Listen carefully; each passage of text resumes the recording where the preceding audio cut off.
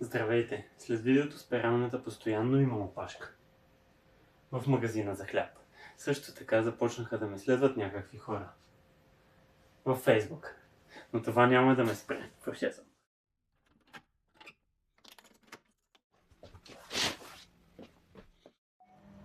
В това видео ще ви покажа как да поддържате и зареждате вашите съдомиялни правилно.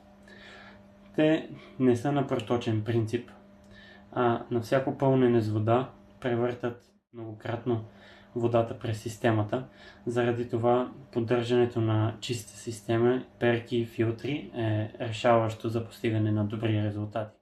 Второто по важност нещо бих казал, че е правилното подреждане на съдовете и в крайна сметка използването на правилните препарати и особено сол, когато живеете в район с по-твърда вода, също е от особено значение. И не зареждайте чиниите прекалено нагъсто, дори да сте с гавровски идеали.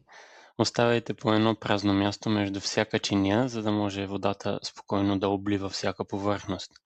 Те не само, че ни спестяват миенето на съдовена ръка, а и пестят вода, защото измиват голямо количество чинии с много по-малко вода, отколкото ние ги мием на чешмата.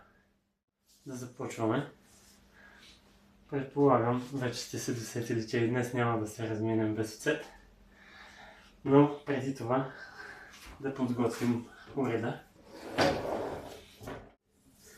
Долната перка по принцип само се издърпва нагоре и после ще штраква.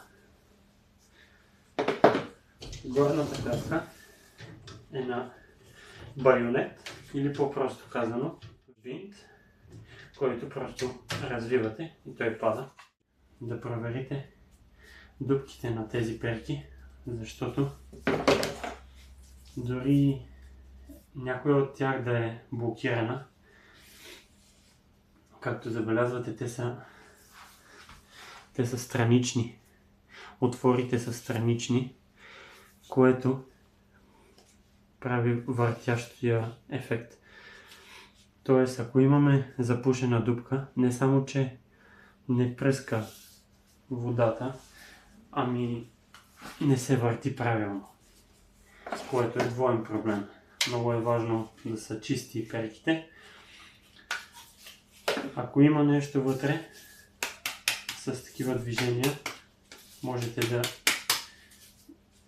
помогнете да изпадне навън, да се изчисти. Вече съм готов. Почистил съм си филтрите. Можем да ги сгубим. Да съберем мялната.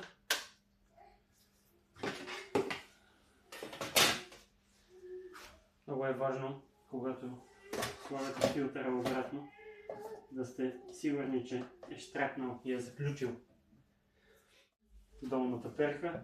Просто я натискаме. Горната перка се завива. Щраква. Готово. Поръсете навсякъде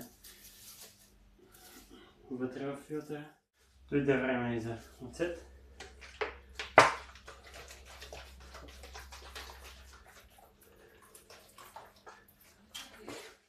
Слагаме обратно. В случая ще я пусна на 7 програма, която е за самопочистване. След като програмата е готова, може да я напълните с мръсни чини и да я изцапате отново. Още подобни видеа ще закачам в групата във Facebook в секция препоръчани.